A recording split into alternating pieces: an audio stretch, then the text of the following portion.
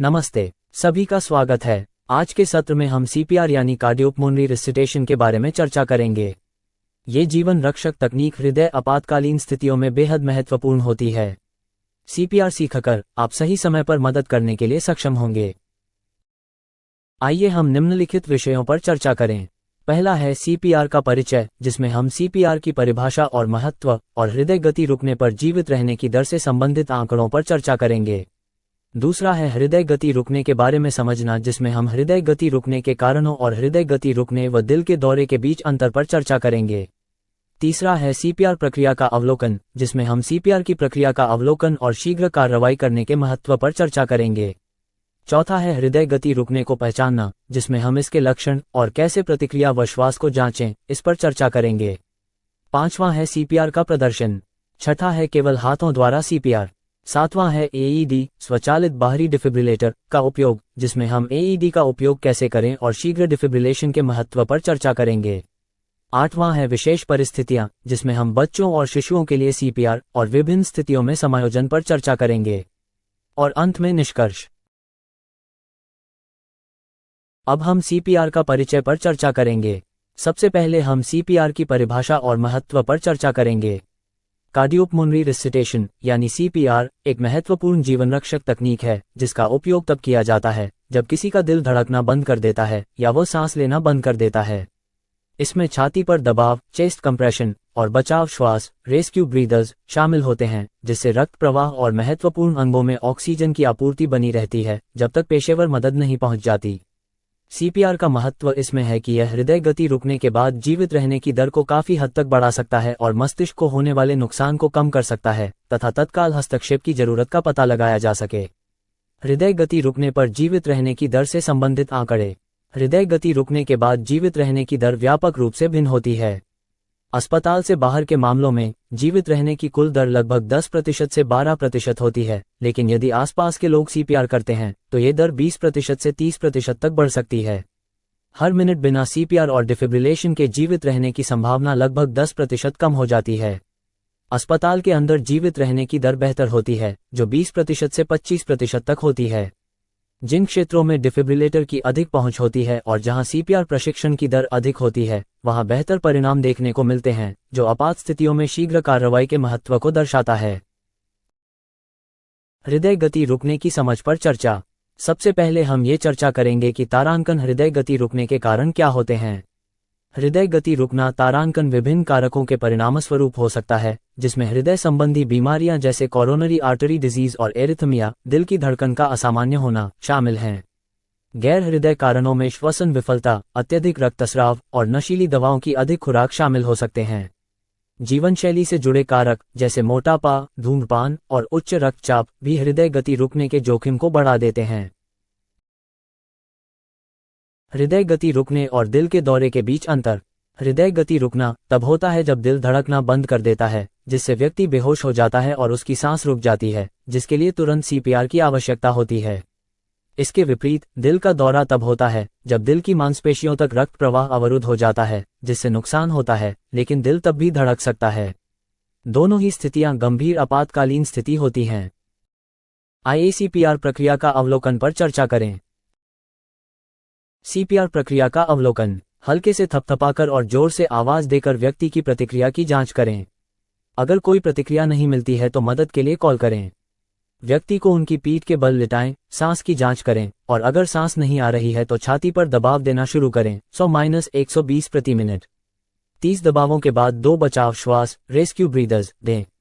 आपातकालीन सेवाओं के आने तक या जीवन के संकेत दिखने तक प्रक्रिया जारी रखें। शीघ्र कार्रवाई का महत्व। हृदय गति रुकने के दौरान तुरंत कार्रवाई करना बेहद महत्वपूर्ण है, क्योंकि शीघ्र सीपीआर से जीवित रहने की दर 2 गुनी या 3 गुनी हो सकती है। हर मिनट बिना हस्तक्षेप के जीवित रहने की संभावना लगभग 10% कम हो जाती है।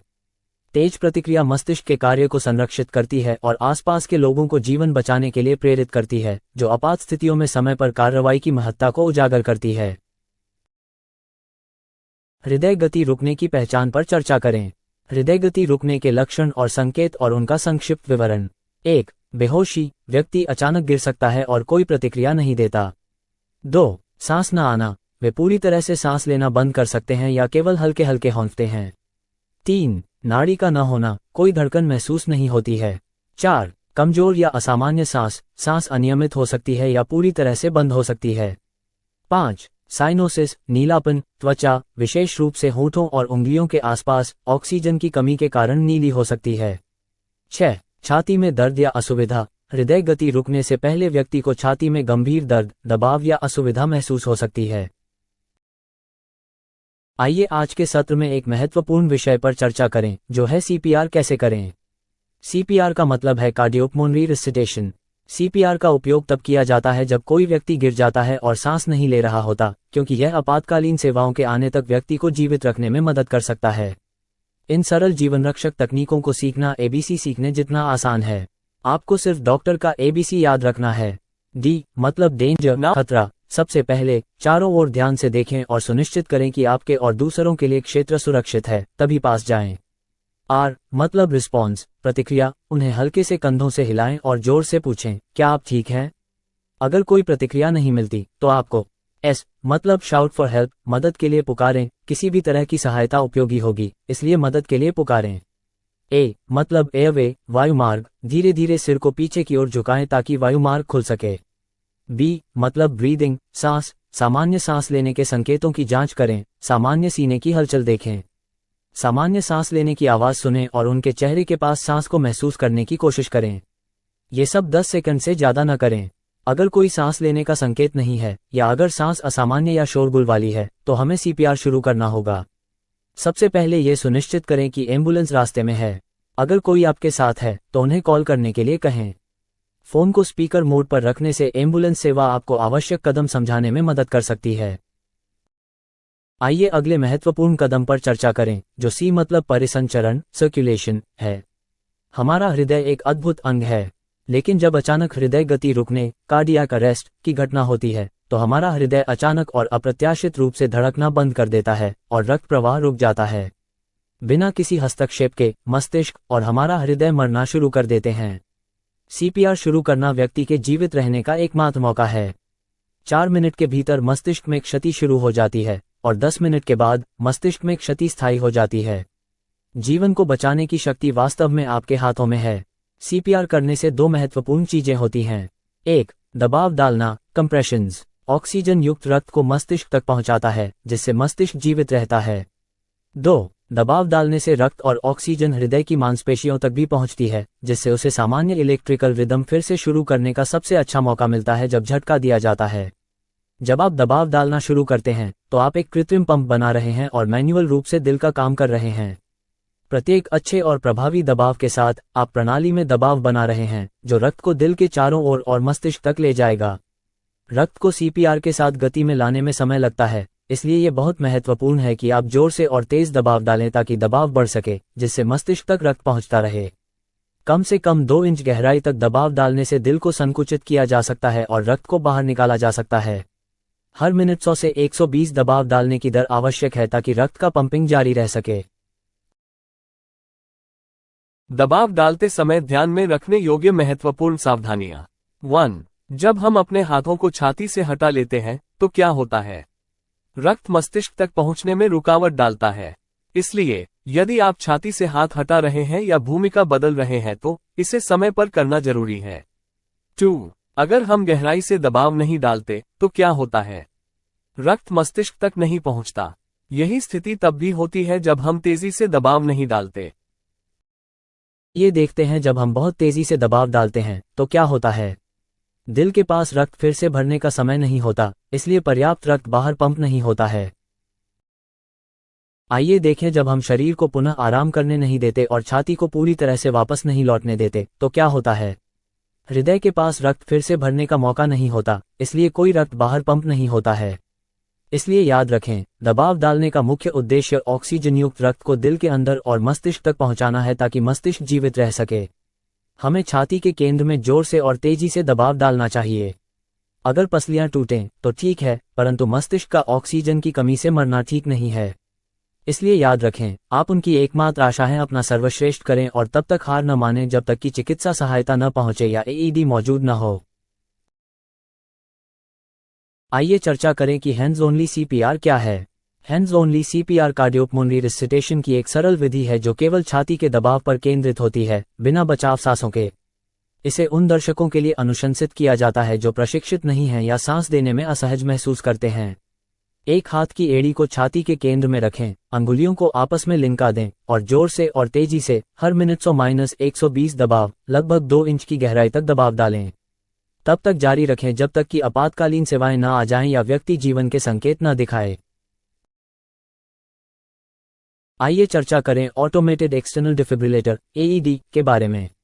AED एक पोर्टेबल उपकरण है जो दिल की धड़कनों का विश्लेषण कर सकता है और कार्डियक अरेस्ट के दौरान सामान्य दिल की धड़कन को बहाल करने के लिए इलेक्ट्रिक शॉक देता है। AED की प्रमुख विशेषताएं। 1. उपयोग में आसान। AED ऐसे गैर चिकित्सा कर्मियों के लिए डिजाइन किया गया है जो उपयोगकर्ताओं को प्रक्रिया के माध्यम से मार्गदर्शित करने के लिए आवाज संकेत और दृश्य निर्देश प्रदान करता है। 2. स्वचालित विश्लेषण। यह उपकरण दिल की धड़कन का स्वतः विश्लेषण करता है और निर्धारित करता है कि क्या शॉक की आवश्यकता है। 3. Electrode pad. AED के साथ चिपचिपे पैड होते हैं जिन्हें कार्डियक अरेस्ट में व्यक्ति की छाती पर लगाया जाता है ताकि दिल की धड़कन का पता लगाया जा सके। 4. Shock delivery. यदि आवश्यक हो तो AED सामान्य दिल की धड़कन को बहाल करने के लिए इलेक्ट्रिक शॉक प्रदान करेगा। अब आइए चर्चा करें कि AED कैसे काम करता है। AED के कार्य करने के चरण। चरण 1. स्थिति का आकलन करें। आपातकालीन चिकित्सा सहायता के लिए कॉल करें और सुनिश्चित करें कि क्षेत्र सुरक्षित है। चरण 2. AED चालू करें। उपकरण को खोलें और ऑडियो और दृश्य संकेतों का पालन करें। चरण 3. पैड लगाएं। निर्देशित स्थान पर नग्न छाती पर इलेक्ट्रोड पैड लगाएं। चरण 4. दिल की धड़कन का विश्लेषण करें। AED स्वचालित रूप से दिल की धड़कन का विश्लेषण करेगा। चरण 5. जरूरत पड़ने पर शॉक दें। यदि शॉक की सलाह दी जाती है तो सुनिश्चित करें कि कोई भी व्यक्ति को छू नहीं रहा है, फिर शॉक देने के लिए बटन दबाएं। चरण 6. CPR जारी रखें। यदि व्यक्ति बेहोश नहीं होता है तो आपातकालीन सेवाएं आने तक CPR जारी रखें। अब आइए देखें कि AED को CPR के लिए कैसे इस्तेमाल किया जा सकता है।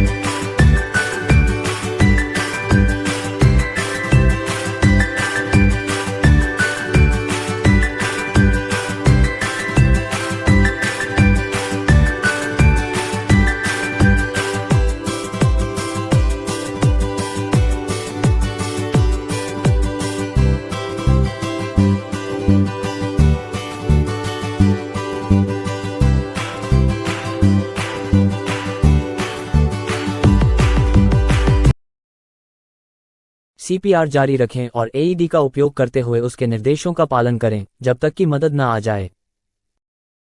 अब आइए चर्चा करें विशेष विचारों के बारे में। बच्चों और शिशुओं के लिए CPR। बच्चों के लिए 1 वर्ष से लेकर यौवन तक पहले प्रतिक्रिया और सांस लेना धीरे जांचें।